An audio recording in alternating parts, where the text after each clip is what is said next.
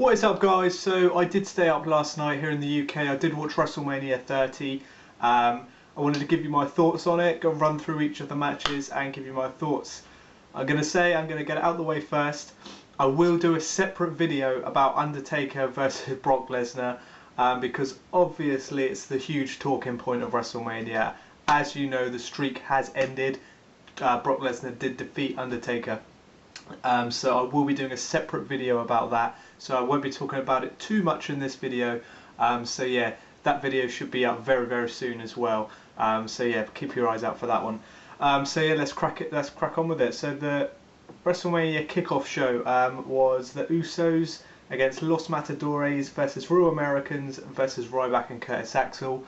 Not really too much to shout about here. It was kind of your typical sort of tag match, really. But the main thing is obviously the Usos did retain their championship. But Cesaro, it seems he's kind of turned his back on the Real Americans, so he's finally kind of got rid of Zeb and Jack Swagger, which is finally happening as well, because obviously this means Cesaro is going to be going on his own now as a singles competitor. Seems like he's going to be a face as well, because obviously attacking Swagger, who is a heel, was a good thing to see as well. So not really too much to shout about. Usos retain.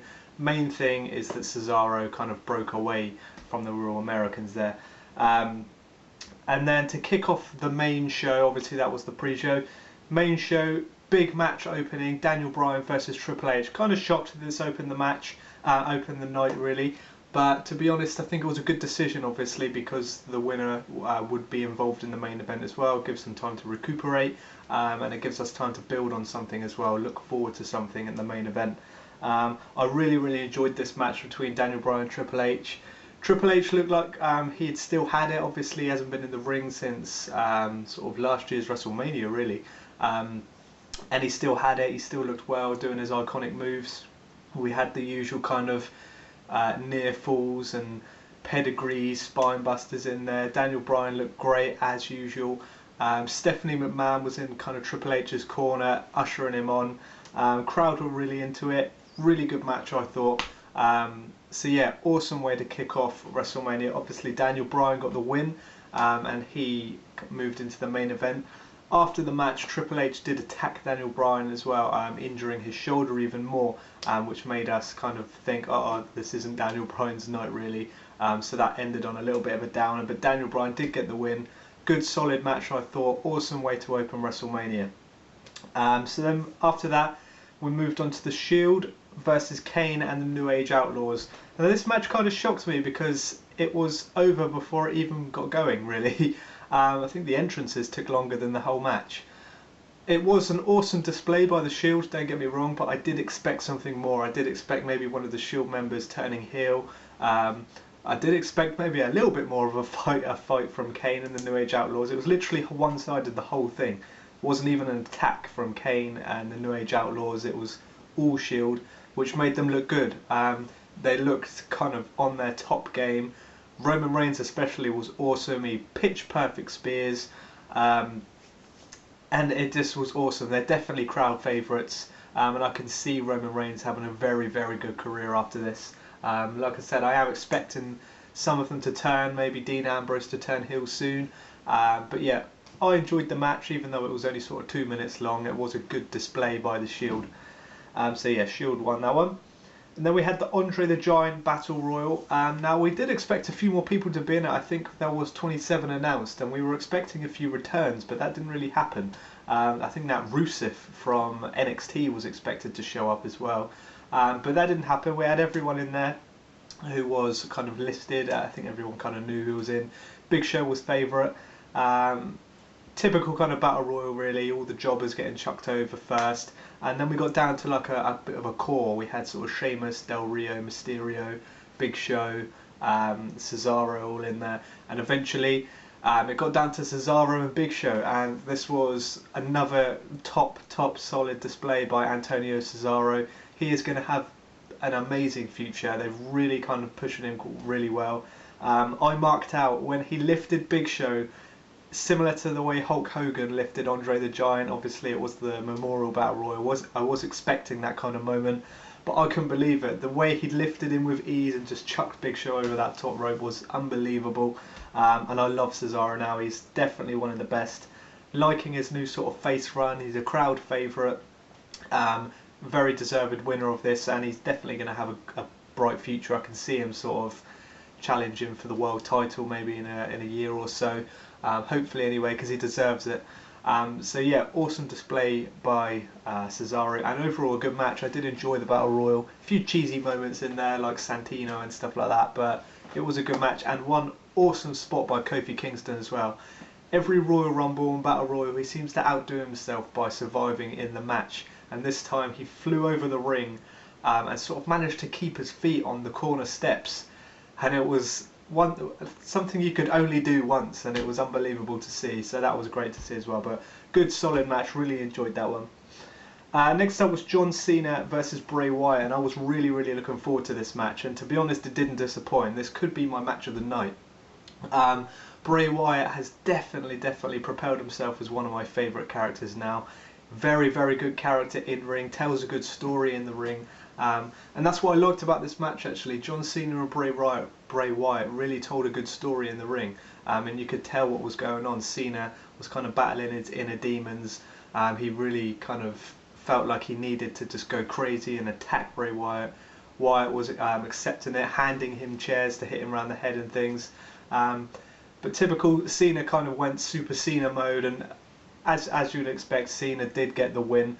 But this doesn't harm Bray Wyatt's career in my opinion. Just think, this time last year the Bray Wyatt character didn't even exist, and now he's just had a singles match with John Cena at WrestleMania, and looked very good from it as well. So I'm expecting big things in the future from Bray Wyatt. I don't think that's going to harm his career at all by losing to Cena.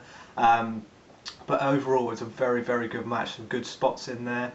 Bray Wyatt just looks better than ever really. He has an awesome character, and I just can't wait to see how it develops.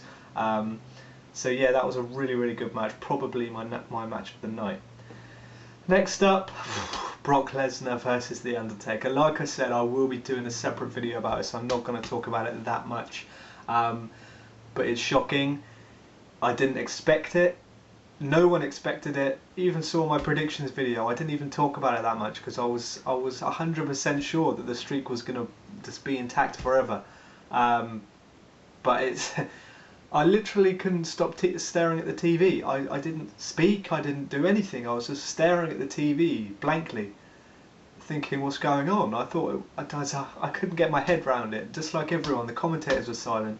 Everyone in the crowd had their head in their hands, and it was very strange. But I'll save that for our next video. So look out, guys, for it will be up very soon, very shortly after this video. I will be uploading my thoughts on Undertaker versus Brock Lesnar. So look out for that video. Obviously, don't need to say it again, Brock Lesnar did get the win for that one. Next up was the Vicky Guerrero Divas Invitational for the title. Now I did expect a new Diva champion from this. I'm not going to talk about this match too much because, to be honest, I think I was still thinking about Undertaker Brock Lesnar. I didn't really pay attention to the match much.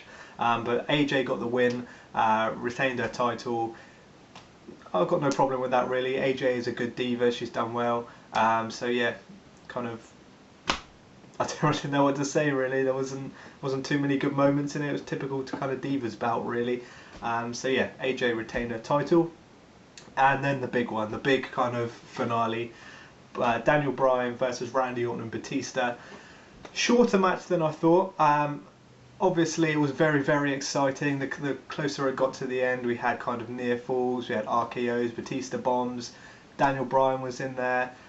All looking good, some great spots as well. Probably the big kind of wow moment of the night was the Batista. Batista got Daniel Bryan up for the Batista bomb on the announce table, chucked him down, and Randy Orton turned it into an RKO. It was sort of like a double team, some Evolution style double team, and it looked unbelievable.